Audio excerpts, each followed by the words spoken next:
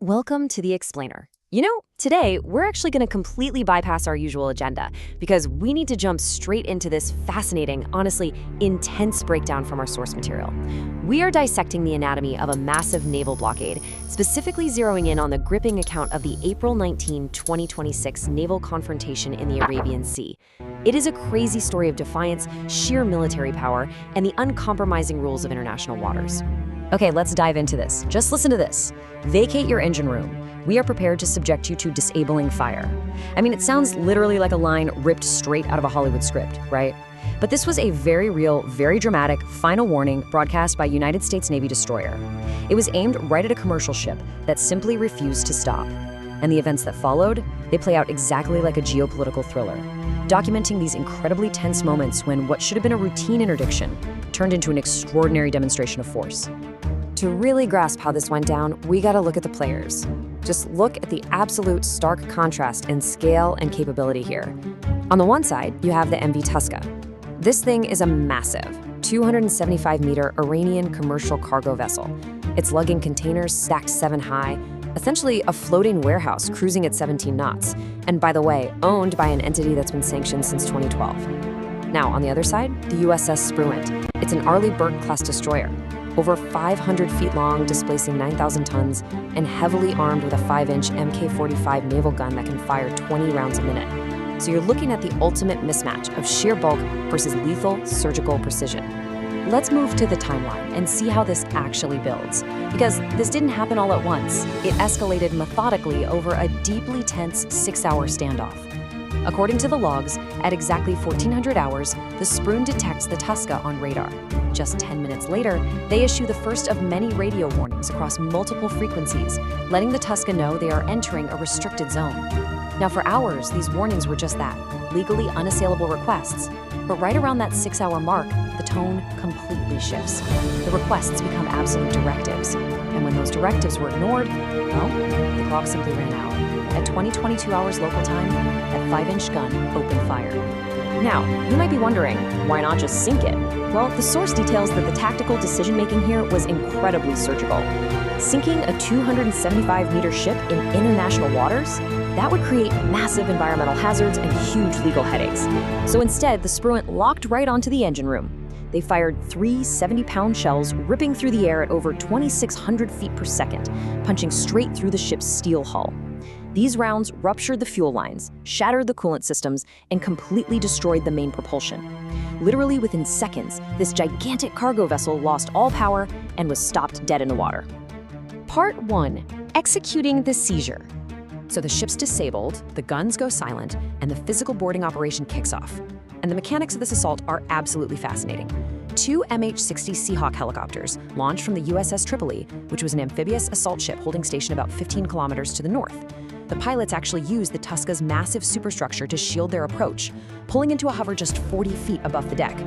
Then comes the fast rope insertion by the 31st Marine Expeditionary Unit. Just picture this. Marines in full combat gear, night vision, suppressed weapons, hauling 60 pounds of equipment, doing a 3-second controlled fall down a thick rope, relying entirely on grip strength. 12 Marines hit the deck and immediately fan out to secure the bridge, crew quarters, and that wrecked engine room. 10. That is a staggering metric. 10 minutes was the total time it took from the moment the very first Marine's boot touched the deck to fully securing this massive, multi-level ship. It really highlights an operation executed with overwhelming speed, precision, and literally zero ambiguity. Part 2. The Catalyst. A global blockade. So how did we even get to this point? Well, this standoff was actually part of a much broader maritime interdiction operation that kicked off days earlier on April 13th. And that brings us to the number 25. Before the Tusca even entered the Arabian Sea, 25 other commercial vessels had approached this exact same blockade perimeter. And what did they do? They heard the warnings, they assessed the situation, and they turned around. The Tusca was the outlier. It was the one ship that deliberately decided to test the absolute limit of the blockade. Part 3. Echoes of 1988. This brings us to a really compelling historical hook presented in the source material. History does not repeat, but it rhymes. The source draws a very direct, undeniable line between these events in April 2026 and the volatile dynamics of the Persian Gulf exactly 38 years prior. It's a fascinating analytical framing that really helps us understand that this isn't just some isolated random incident. It's actually the latest chapter in a long-standing geopolitical doctrine. And this brilliantly illustrates that comparison. If we look back to April 1988, after the USS Samuel B. Roberts struck a mine, the Reagan administration launched Operation Praying Mantis, which ended up destroying roughly half of Iran's combat-capable fleet in 8 hours to enforce freedom of navigation. Now jump to April 2026, and we see a perfectly parallel strategic doctrine, enforcing a blockade by surgically disabling a defiant ship using proportional, targeted force. The core thesis from the source here is that the underlying United States naval philosophy in the Gulf, it honestly hasn't changed since 1988. The technology is way better, sure, but the operational playbook remains exactly the same. Step 1, issue continuous crystal clear warnings. Step 2, meticulously document all lawful procedures so you build an unassailable record. And Step 3, if compliance completely fails, you apply overwhelming, immediate, and highly calculated force. Part 4, the geopolitical aftermath. Of course, zooming out from the tactical level, actions like this create massive shockwaves. To truly grasp the stakes, we have to ground this in everyday global reality. The Strait of Hormuz is the vital choke point through which roughly 20% of the entire world's daily oil supply flows. Any disruption here doesn't just stay in the region. It literally dictates gas prices everywhere, from Jakarta and Johannesburg to Mumbai and Manchester. The whole global economy is heavily exposed to this standoff. Following the Tuscan seizure, the diplomatic and military fallout reported was incredibly swift. Iran retaliated immediately, though notably not at U.S. warships. Instead, they fired on French, British, and Greek commercial vessels. Iran's first vice president then issued these stark public threats about inflicting high global costs. On top of that, diplomatic channels just froze instantly. Iran yanked its delegation from scheduled peace talks in Islamabad with U.S. Vice President J.D. Vance. And exactly 2 days later, a fragile regional ceasefire completely expired. So the crucial point is, this operation wasn't just isolated to one regional waterway.